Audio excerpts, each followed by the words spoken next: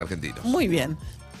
De acá en más, Con María O'Donnell. un tutorial para tiempos complejos. Bueno, salieron ayer los números de pobreza del INDEC que corresponden al primer semestre de este año, o sea, enero-junio.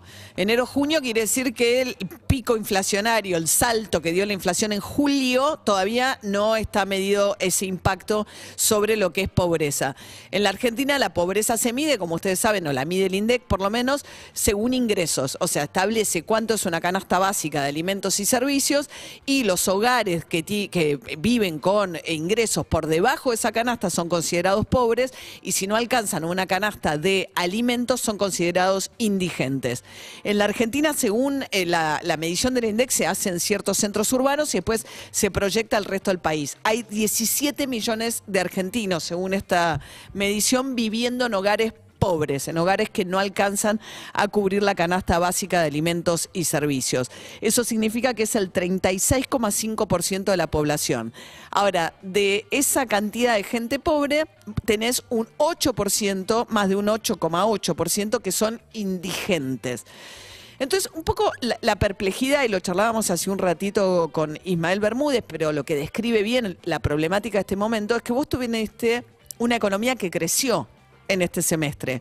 Enero, junio. Insisto, las cosas empiezan a cambiar para mal a partir de julio.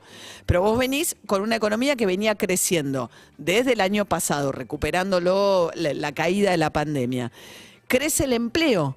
Y sin embargo, no tenés mejoras prácticamente en lo que tiene que ver con pobreza, y te empeora la situación de indigencia respecto a lo que había pasado en diciembre del año pasado. Baja un punto la pobreza, pero te sube casi un punto la indigencia respecto a diciembre del año pasado. ¿Eso qué tiene que ver? Eso lo que te está mostrando es que el empleo que crece es un empleo mal remunerado, un empleo del mundo no registrado, que genera ingresos que no sacan a los hogares de la pobreza.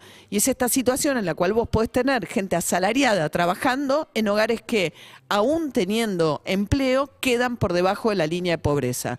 Y esto tiene mucho que ver con el impacto, por supuesto, de la inflación, y de la inflación de productos muy sensibles, como es el tema de los alimentos. Cristina Fernández de Kirchner ayer sacó una serie de tweets donde por un lado dijo que Sergio Massa venía trabajando duro, le dio como un elogio al nuevo ministro de Economía, no nuevo, pero digamos, lo digo en contraposición a cómo había sido todo el final del periodo de Martín Guzmán al frente de Economía.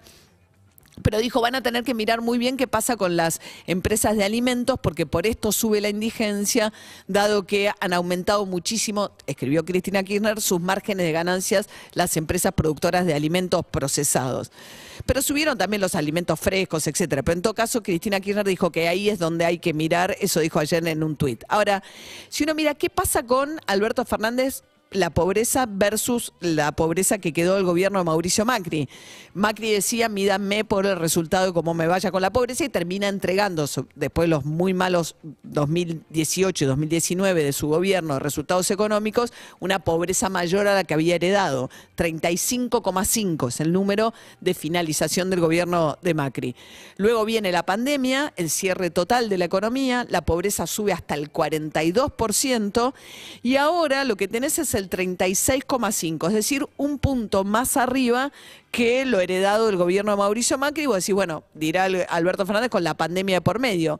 Pero el problema es otro, el problema es la situación en la cual la recuperación del empleo y el crecimiento de la economía da una situación en la cual no mejora la situación de pobreza, con el agravante, y esto es algo de lo que hablamos mucho siempre cuando vienen los números de pobreza, de que los hogares pobres suelen tener un mayor número de integrantes. Entonces tenés un fenómeno que los sociólogos llaman la infantilización de la pobreza.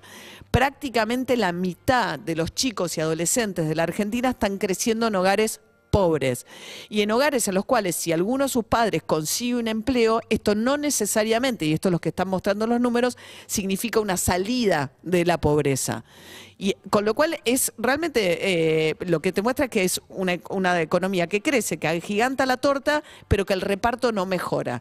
Y ahí es un problema muy serio. Por supuesto que tiene que ver con la inflación. En condiciones de inflación, los sectores más vulnerables, los sectores informales, son los que corren corren por detrás de la inflación. Entonces, si el empleo que se crea es empleo informal, cuentapropista, es el empleo que peor se defiende cuando tenés los niveles inflacionarios que hay hoy en la Argentina.